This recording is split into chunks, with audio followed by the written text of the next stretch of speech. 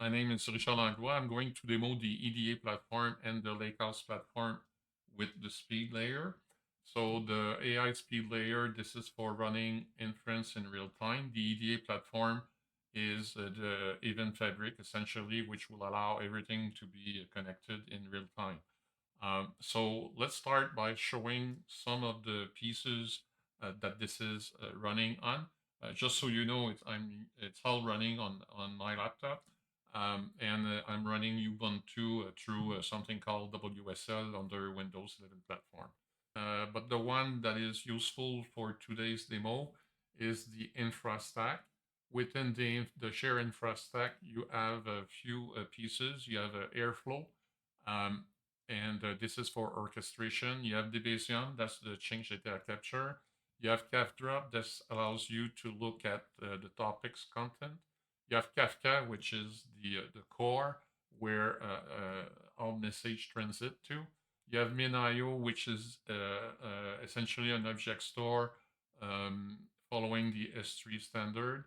MySQL, which is a database. There is also Postgres, but this demo is not using Postgres. By the way, you could if you want.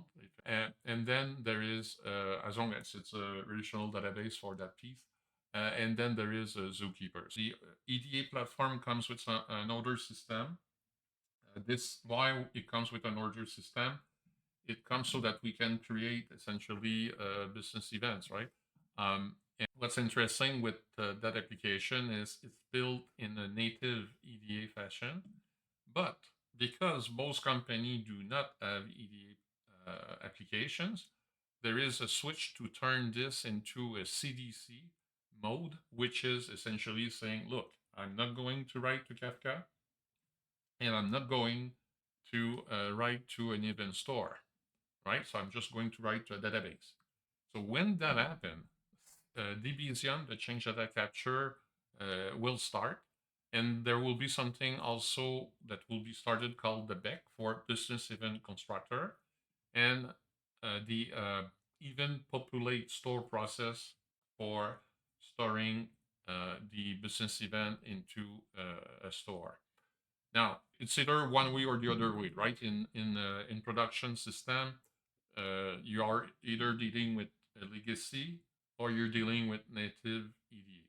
So because these two platforms are source-based platform, you're getting the sources so that you can understand how it was done, so you can replicate for your real system. So you're cutting big time on trial and errors. You're cutting on consultant because it's all there. So you just replicate. Okay, so this is the platform. So it's the same thing. All sources, we do have other software that are binary only. For example, the event registry and the data governance platform. Those are binary because you won't mimic, you will only use. Okay, having said that, now if you look at this tab in the browser, you see a series of topics. I'm showing the Kafka content essentially through something called Kafdrop. So you have, and because it's an order system, you have customers, you have orders, you have products. So anything to do with legacy mode, the Debezium is going to create events, call them table events, into customer order items, orders, and products, all prefixed with CDC. So those belongs to Debezium. Debezium will read the tables you want them to read. In fact, it's reading binary logs so that there is no hit on your production system. So it's very efficient and it's real time. And then the BEC will read those and will create customer events, order events, product events. So as you can see, there is no notion of order item because a business event, an order is made of order items, right? So it's all within the topic order event that you get all the different event type. Okay, so this explains the important topics. There is one here that I need to explain, the AI events. So the inference run in real time. And what are inferences? Predicting something, right? It's scoring the risk of whatever, the risk of a fraud, the risk of a failure, the risk of something. So those are events as well. So the inference through an AI event bus send AI events into Kafka, and they go into that topic. So now you have all the pieces. I did do a video explaining all of that. So here I'm going straight with how it works. Now, here it's Min.io. So this, I'm within now the, essentially I'm within the Lakehouse, the batch portion. So I have the raw zone, which is the browns. I have the silver zone, which is the integrated zone. And I have the gold, which is the consumption zone. Okay, so those are essentially the pieces. There is also our MySQL. So, and with MySQL, I'm connecting to WSL, as I was explaining before. And there is something here called the order system EDA. So here you get the tables. You have customer, you have location, order item, orders, product category, product line, products. I have some extra reference table, which are useful because as part of the Lakehouse, we also supply a dashboard. Not that we want to sell dashboard, we assume you know how to do dashboard, how to do OLAP, and so on. But we've done it so that you can see that when we run a pipeline, you see the result. Okay, so those are the tables. Something to notice, there is something called events. That's the store I was talking about. So if I was to run a query right now, you will see that there are a bunch of events that were done. If I order them by ID, I'm at ID number 394. The last two things, events that were done, were some scoring of the orders, essentially, on order, the order 193 and so on. And on those here, those are the payload. So, but this doesn't prevent you to have a regular table like order and order, sorry, order, let me select row from order. And here you get an order that, with status like place, rejected, essentially, okay? Because this is the final status. That's one thing you will realize when you do event-driven architecture, you will have more information. There is a notion of place on hold, but when the place on hold order has been accepted or rejected, they end up being placed or rejected, right? So that's what you have there, but you will see with the demo that there is more, much more actually. But that's the thing with operational system. Very often they don't keep history or not a lot of history and not everything that happened. But with an event system, it's more richer if you do the thing right, which is what we did. Therefore, it means we have more events. It means the Lakehouse has more intelligence.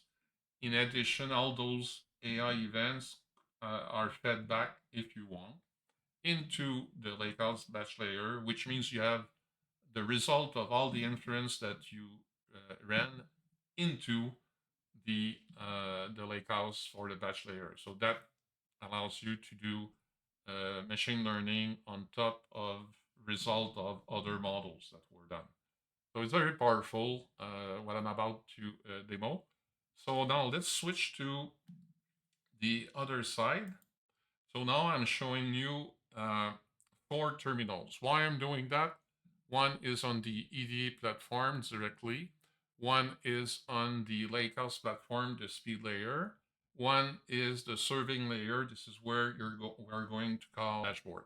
So as I said, it's a demo, so I'm going to type. Sometimes I do typo when I type, but at least you will see it's live. There is no fake anywhere here. I'm live. Okay, so here we are on the serving layer. So if I look at this, I have something called the NoLap app. It's written in Python. It's a stringlet to be precise. So stringlet run. I'm running OLAP. So here, this is going to give me an address to use. So I'm going to take it. I'm going back to the other tab. So let me switch back to the browser. now you see where I am. This is where I was with the Minayo, Kafdrop, and so on. So now I'm going to enter, and you're going to see a dashboard. This one, as I said, it's OLAP based. I want you to keep in mind that some of those numbers, so that you can see whatever I'm going to create is going to increase. Those are order items, right? So this is the number of order item occurrences, meaning that if you order two different products, you would have two, even if it's one order. So that's why it's called order item. That's the way we've designed the consumption layer. And the 715 is the number of items. So if you order 10 iPhones, you would have 10, right? So we have 100 order item, meaning 100 order item referencing some products, but there is a total of 715 in terms of item quantity, representing that revenue. Now, I said it's an OLAP, so if I was to cut that by country, you will see that there are 75 in Canada, 25 in US. If I cut that into cities, now you're going to get Montreal, Arlington, Richfield, Chicago, Atlanta, and so on, right? So this is where actually I've created the customers. Those are they are individual customers. If I was to click here, you get into the name of the company: McDonald, Québécois, which is French, Air Canada. What else? Manulife. So it depends which country you are, but Manulife is known in both Canada and US. So anyway, so those are the customers, and here are the product line, for example. So HVAC, electronics, and that's the category, and the product line is a more precise subset of a product category, with again the number of items and the quantity.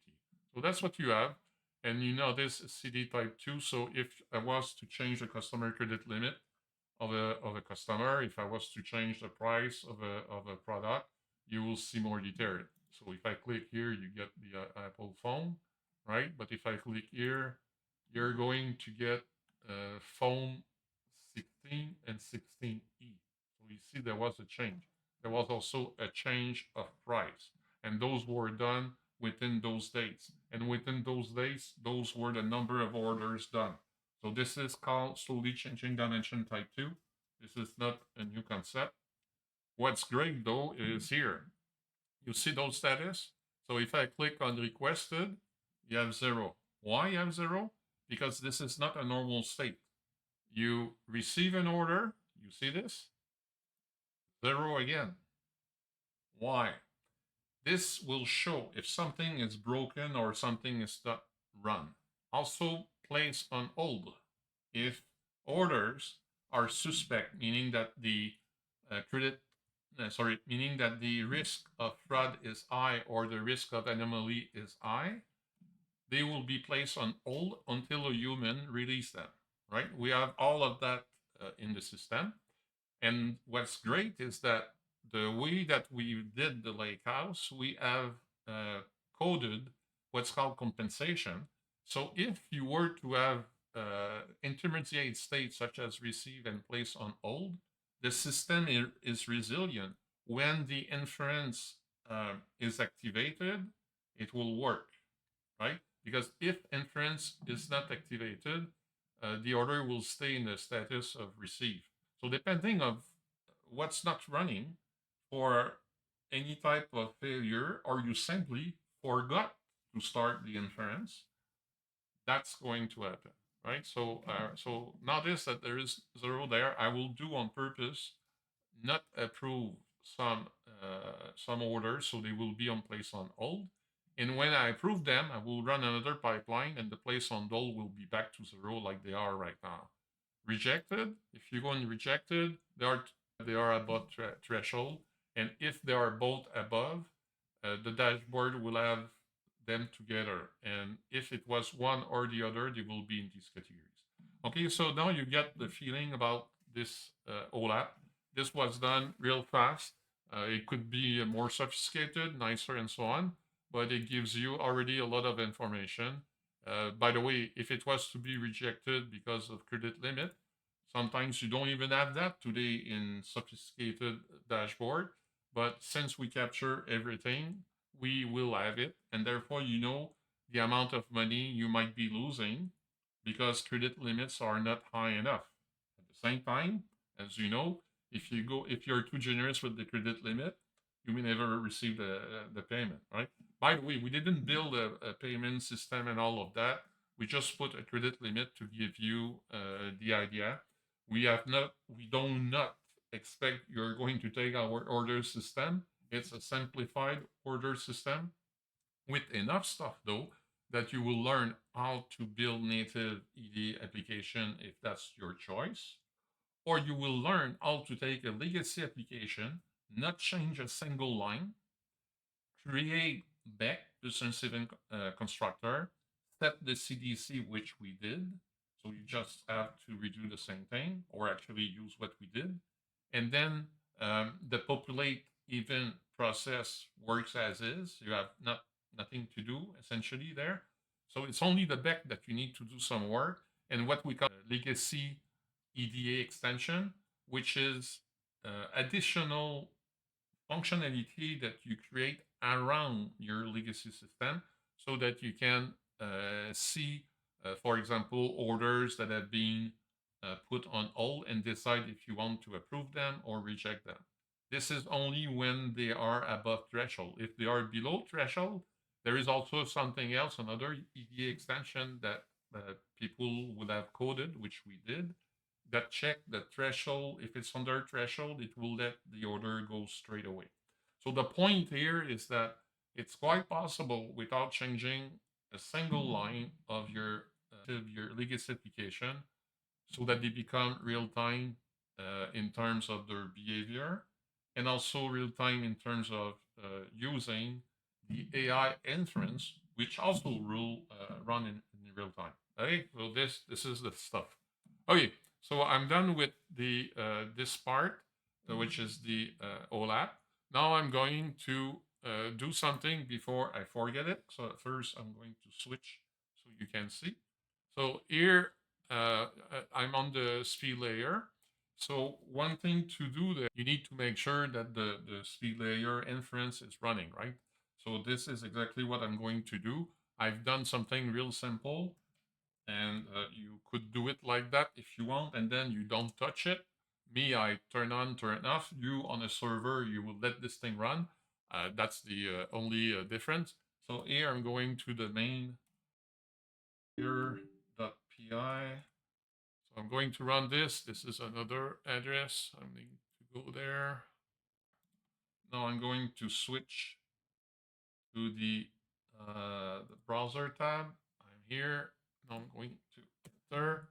And you see, you're supposed to see, yes, you're seeing the AI speed layer, which show that the inference engine is running. And by the way, it's done in such a way that, you know, it will start from where it was. There is a whole notion of watermarks or offset. We track those so that we don't reprocess old events. We start where we left and so on. So that's what you get here. So I could switch and stop it.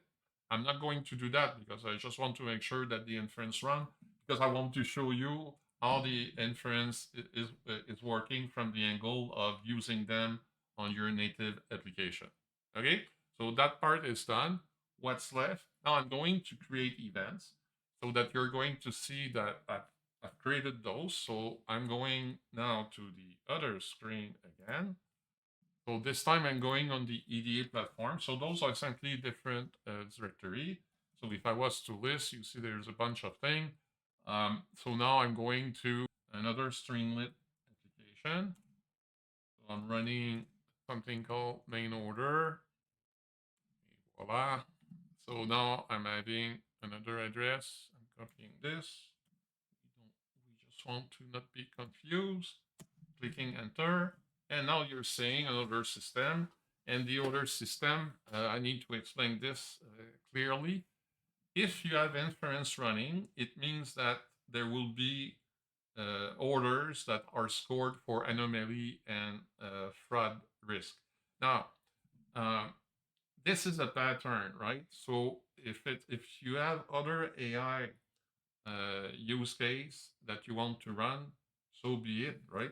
They are ONX models essentially, and what you have to do is simply mimic or copy the way we've done it, and create your inference following our documentation. I'm not showing that obviously.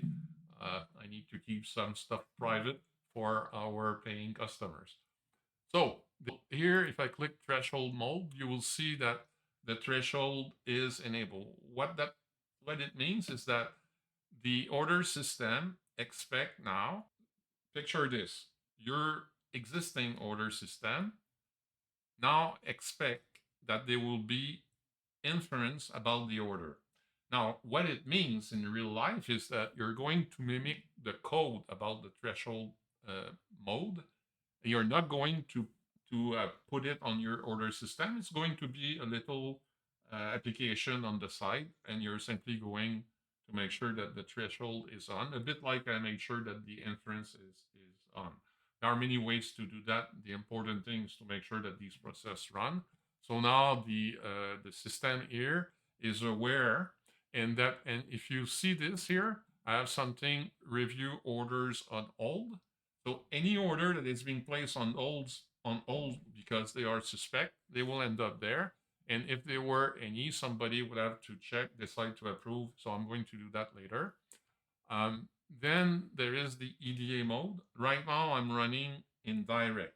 I'm running in native mode, native EDA. So that means that when I do something, it goes straight in the event store, it goes straight into Kafka.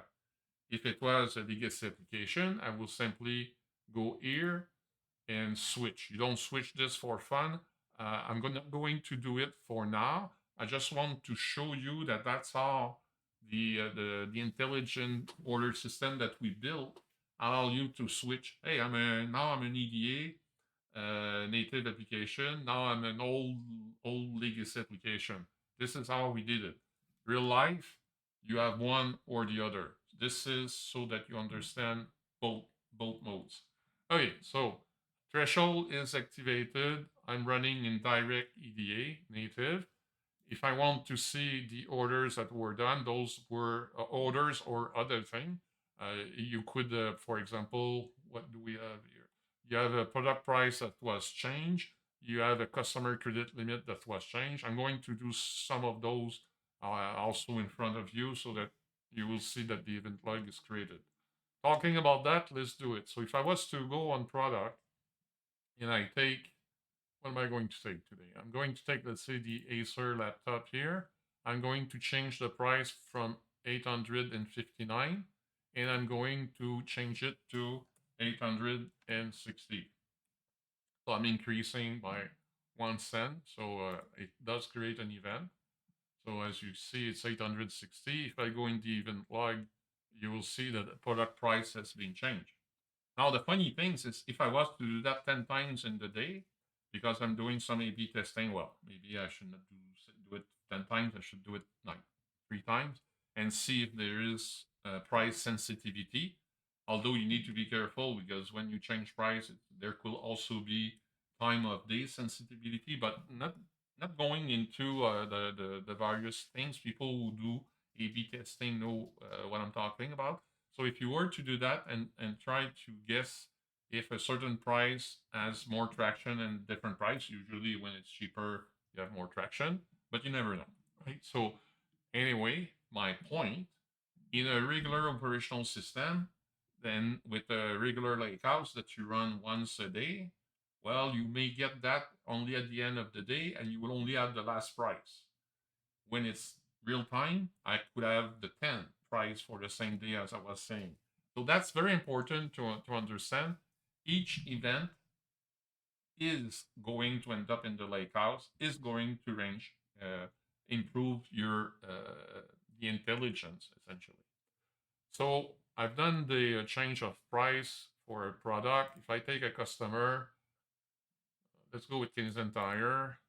It's a Canadian retail store. They do more than retail, but let's go this way. So I increase this to 75,000, the credit limit.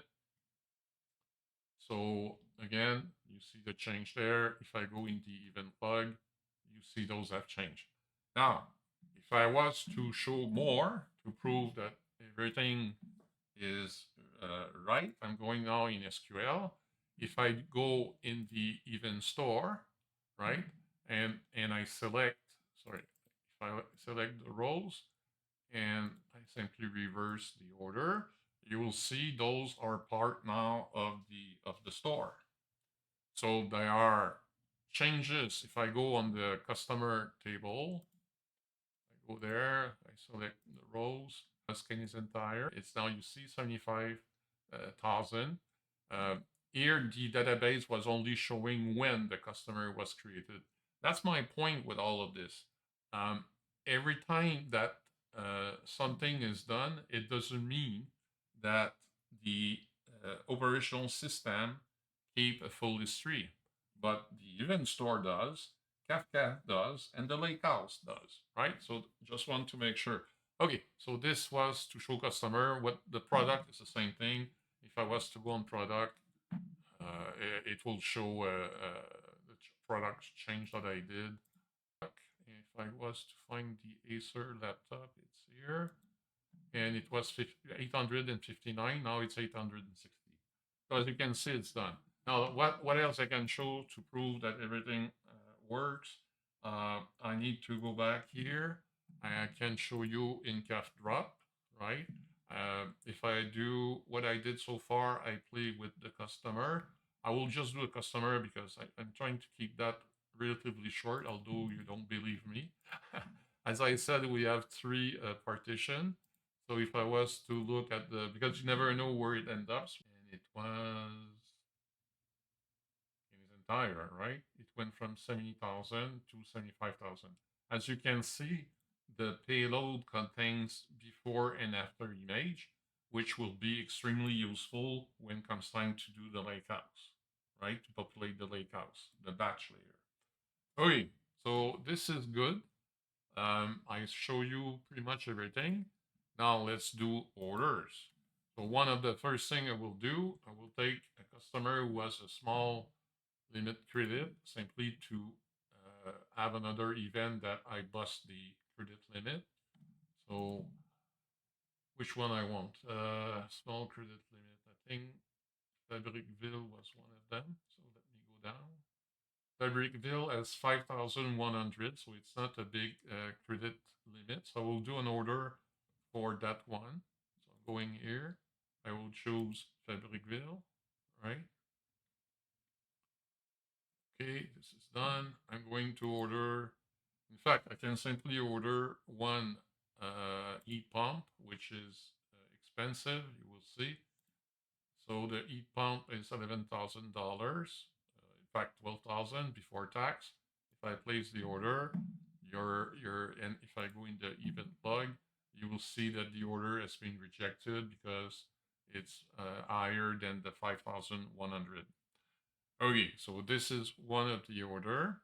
I'm going to do another order that will work. So I'm going to choose a customer that has enough credit limit. I'm going to take Air Canada, for example. I'm going to choose what? I'm going to choose some expensive laptop, Alienware. So I will take 4 of those. And I'm going also to choose something else. What else? So my phone. I will have 3 of them just for the sake of having different numbers. So this is an order of $14,000. I'm placing it. So if I go in the event log, you will see the order is received. The inference is running. So in theory, it should be placed. So I said in theory, so the order is fast, but there is like about 1 second. In fact, it's 0.8 second. So, and let me explain that, very important. What happened when I placed the order, it went into a receive mode.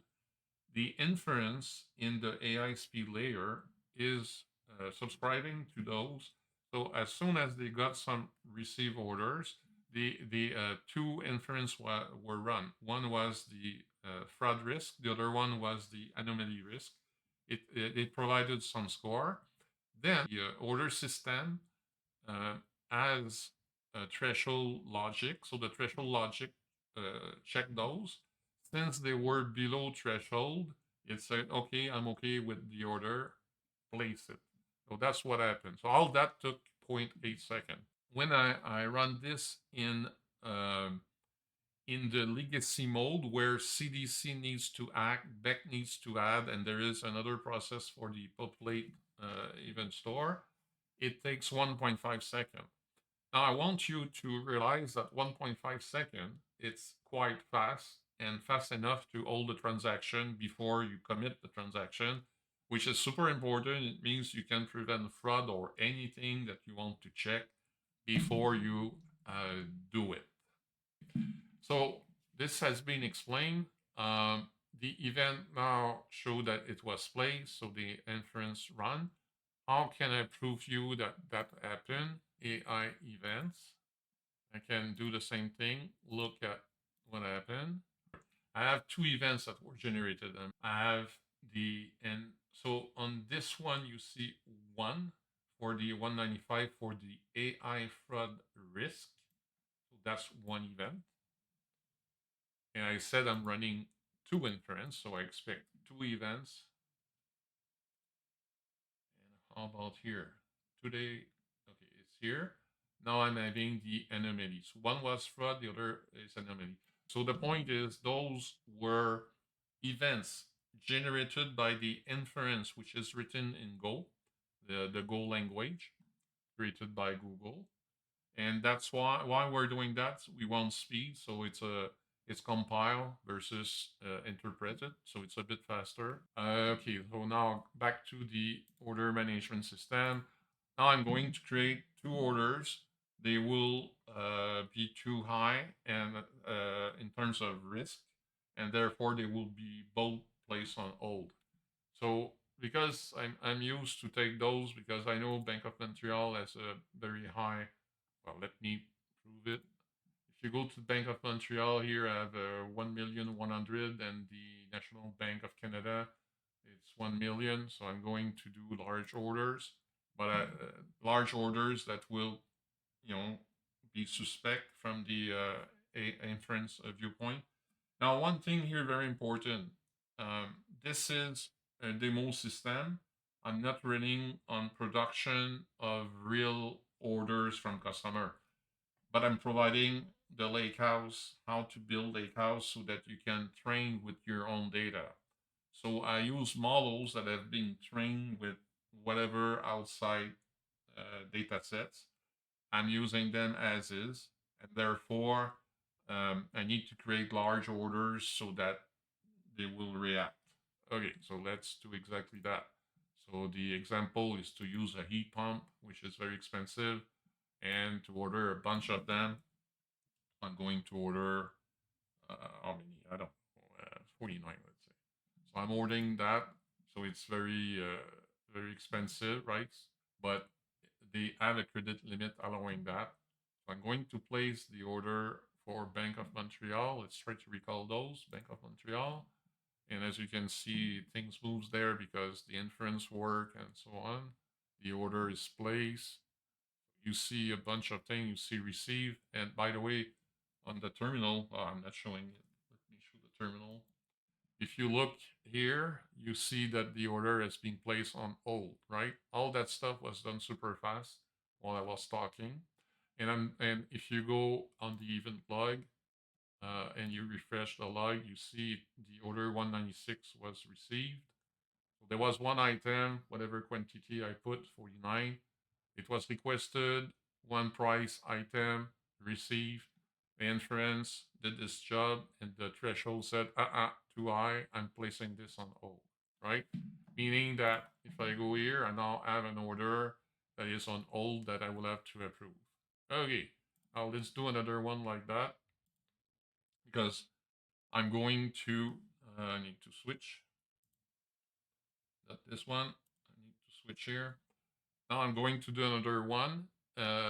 Why I'm doing two? Because I want to approve one and reject the other one. As simple as that. Okay, so I'm also ordering the heat pump. This time I'm going to order 48, just so that the numbers are different. Place order. And see, same thing happened. It's placed on hold for the order 197. If I look at the event log and I refresh, it's placed on hold. So all that was done through various, the inference, the threshold, and writing that plus the event store. And I do exactly the same thing when it's with the CDC mode. Next time I do a demo, a video to explain that. I think I will go a bit faster, assuming you watch this one, and I will simply show that it does work when it's using the DBSM and so on. As I said, it's just a bit longer, 0.7 second longer when I'm forced to use DBSM, the BEC, and the populate process store. Okay, although the populate process store is not part of the critical path, it's there simply as an independent process. That brings another level of discussion, which is something called eventually consistent, but you get consistent all the time because the application is resilient. If you go on the Lakehouse platform, and you need to know that, but it's part of the presentation. So I'm going to run, all right, I want a different keyboard. I'm going to run pipeline. Pipeline. So this is important, and let me start, so before I forget, so I don't cut anything, I'm going to start a fifth WSL, and I'm going to throw it in the middle so you can see it.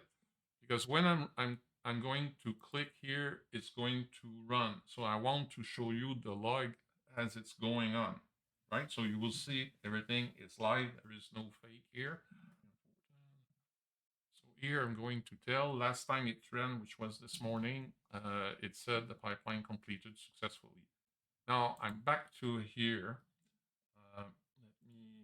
So when I sign back to here, I'm here. Now I'm going to press enter and watch this new terminal. A bunch of things is going to happen. First thing is going to happen is going to read Kafka. So this is the batch part, but you can schedule that to run every 10 minutes, meaning your dashboard will be updated every 10 minutes. This is quite solid. It's like a Kappa architecture where you decide to do a streaming with a long window. It's doing the same thing. So Kappa is simulating batch. I'm doing batch, and I'm doing Kappa pure real time when I'm doing the speed layer. So I've created an hybrid architecture taking the best of both, and so on. So I don't want to go on the Kafka Lambda debate. It could be a long discussion. At the end, it works very well, this hybrid, because it's neither Lambda, neither Kappa. It's an hybrid of both. Okay, so I'm pressing enter. And as you can see, the pipeline has started and a bunch of things going to happen. This is the way it works. It's not going to reprocess everything, right? I said I have watermarks. The watermarks exist all over the place.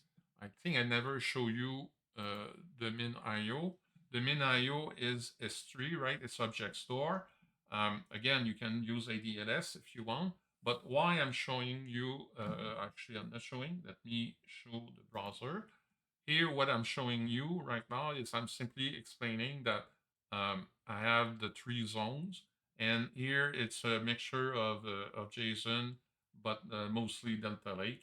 So this gives you the feeling you're working with a database without spending for database. This Delta Lake was created by Databricks, adopted by lots of companies, which is what I did. So now let's go back so that you can see the rest of the execution. Where are we? So if I was to scroll here, so we did the customer transformation. The watermark has been saved.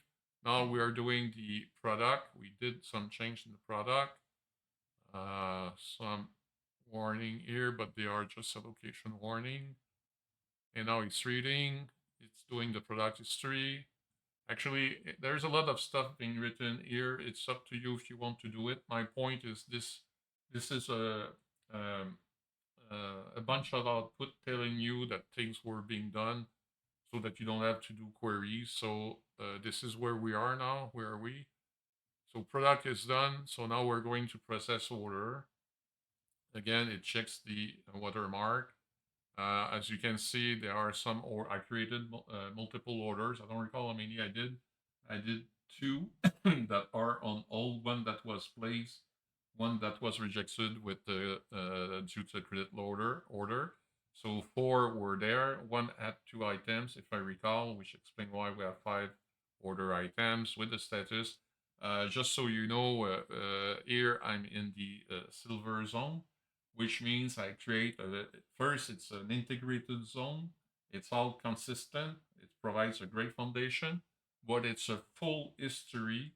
It's normalized for normal form for people who are uh, uh, knowledgeable about what that means. And then some verification, for example, about do I have a null key. If I have null key, it means some foreign keys were not populated. It tells me something is wrong. So the silver process is done. So we've done bronze, silver since I talked, and now we are starting the gold zone, and it's going to update with the slowly changing dimension type 2, the customer dimension. So I think it's being done with some integrity check. Everything's done. So now it's doing the category. It's a snowflake, meaning that there are 3 tables. Actually, I didn't show you the models and all that, but those are real. I use Visual Paradigm. I create models. We've done that for 4 decades. We are alone in the world to do so many conceptual enterprise data model in 16 industry. And we've done DEDM, dimensional enterprise data model, for a subset of those. So that's an expertise, and consequently, eventually we will sell models, composite models, because we have created composite models, meaning we have done common data subject, shared data subject, and specific data subject for the 16 industry. It's a lot of work, I'm telling you that, but this is super solid, meaning that your foundation will be very, very strong. So the product Snowflake, I'm talking, this is a type of architecture, not the product called Snowflake. So don't be confused with that. It's the product dimension Snowflake that was finished to be. You can do star in Snowflake roughly when you do dimensional models. Okay, now the way we've done this is we have decided that the order in the silver is going to be used as a dimension. The order as a status. You recall on dashboard you have rejected, place, and so on. That's where you're getting that. So I have history, so we're changing dimension there as well. So that's the thing being done. So that dimension is done. And finally, we're tackling the last table. It's a delta lake. Everything's delta lake in the Lakehouse. So now we are adding this. So is it done? Yeah, the gold zone is done. And finally, the last thing that is being done is we are going to replicate this into the serving layer. So this is where your Snowflake, your Synapse, or any other low latency database that you use is going to be a factor.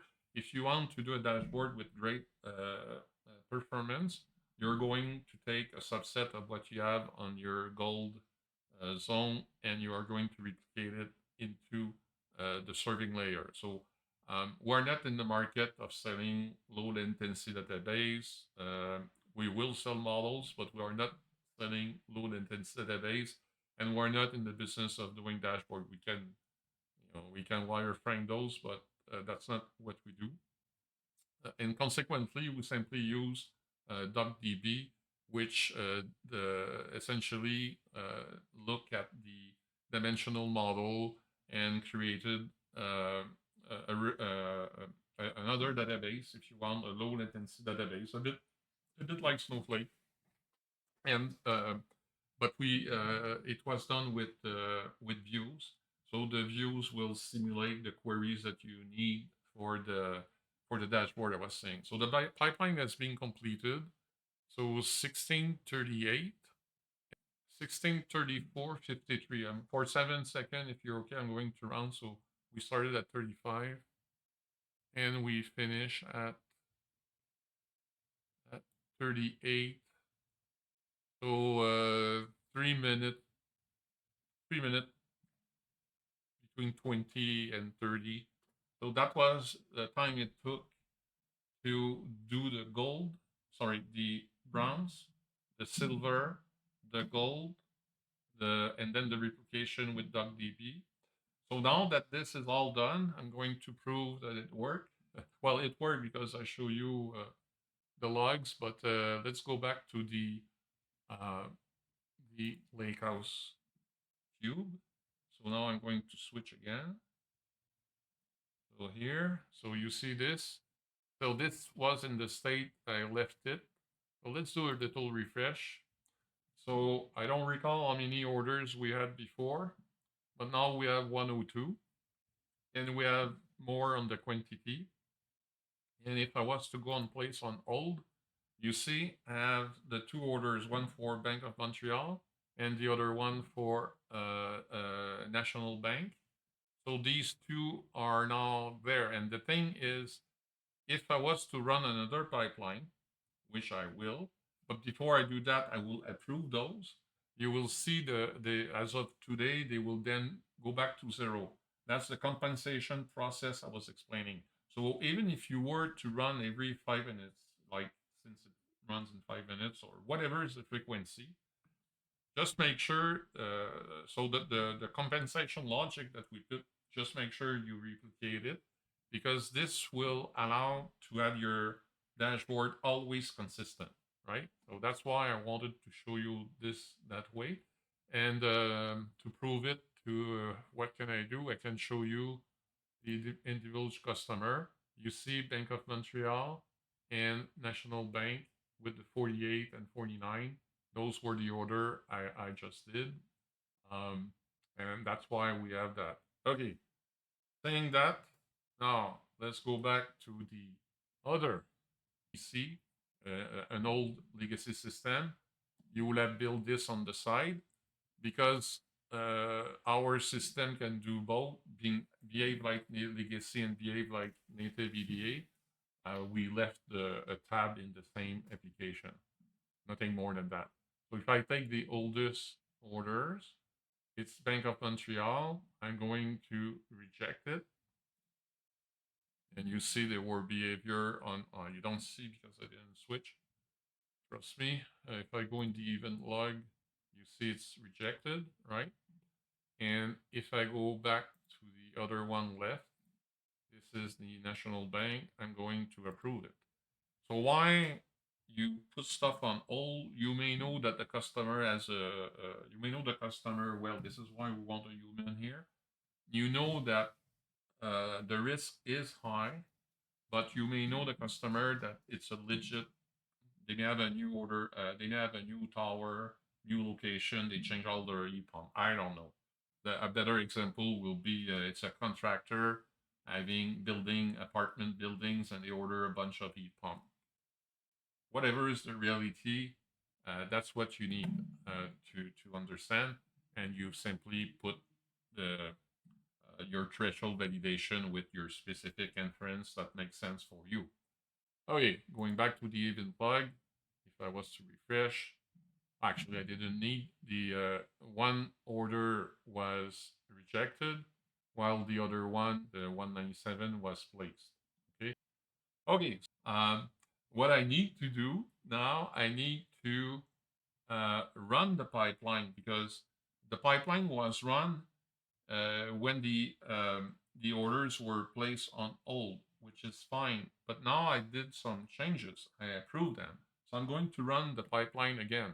And unfortunately, it's going to take some time. but I did it before you before. So now I'm going back to this. So I'm going to run this again.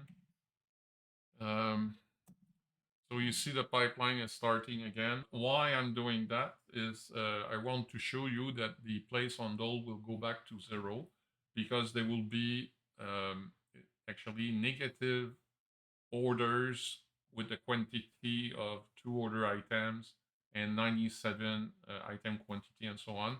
This is like an accountant doing debit and credit to nullify transaction. That's what compensation is.